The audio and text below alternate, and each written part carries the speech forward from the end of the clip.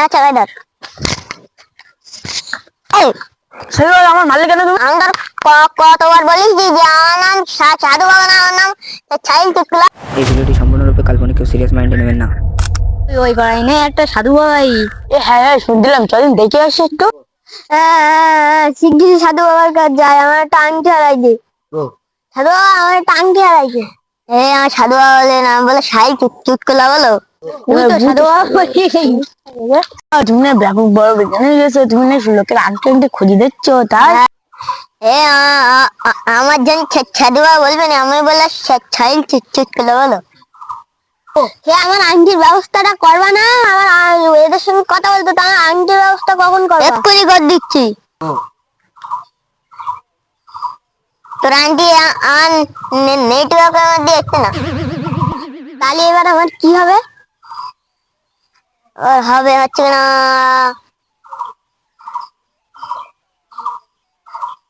এখানটাই আছে তোর আংটি।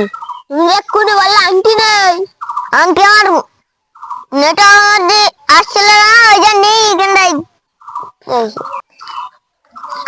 সাধু তুমি কিরম সাধু হয়েছো যে আংটি তোমার নেটওয়ার্কের মধ্যে এসছে না? আমি হচ্ছে নিউ স্টাইলে সাধু বাবা।